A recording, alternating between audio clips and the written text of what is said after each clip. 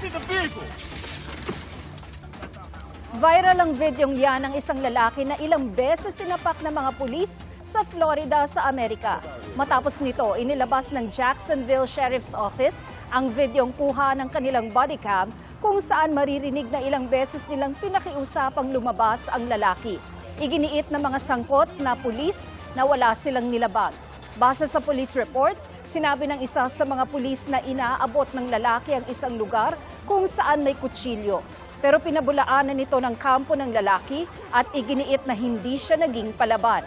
Inaresto ang lalaki at sinampahan ng patong-patong na reklamo kabilang ang resisting arrest, marijuana possession at pagmamaneho ng may suspendidong lisensya.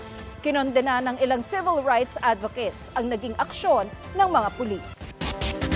Nagkalat sa daan ang makapal na buhangin at mga batong inanod umano mula sa Bulkang Mayon. Sa Ginubatan, Albay, kasunod yan ng walang tigil na pag-ulan sa lugar. Nagsagawa ng clearing operations sa ang lokal na pamahalaan para malinis ang daan.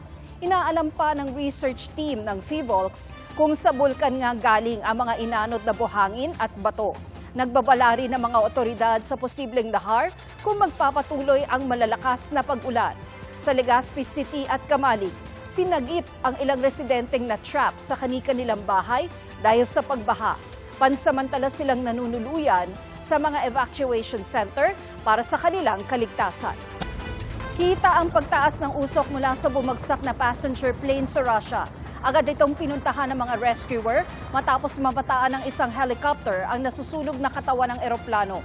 Ayon sa Russian emergency officials, base sa inisyal na impormasyon, pinaniniwalaang nasawi ang lahat ng 49 na sakay nito, kabilang ang 5 bata. Patuloy ang investigasyon. Nagbayanihan ng ilang kapuso at sparkle artists para maghatid ng tulong sa mga nasalanta ng bagyo at habagat. Katuwang nila rito ang GMA Kapuso Foundation. Isa na si Dingdong Dantes na namigay ng mga germicidal soap na panangga sa leptospirosis dulot ng baha. Tumulong din sina Sofia Pablo at Alan Ansay.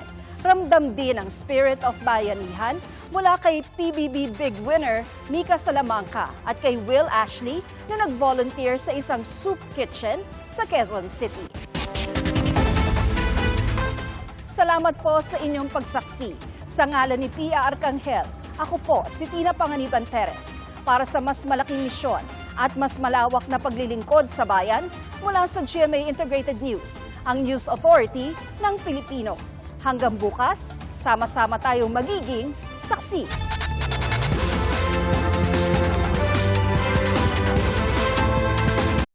Mga kapuso, maging una sa saksi. Mag-subscribe sa GMA Integrated News sa YouTube para sa iba't ibang balita.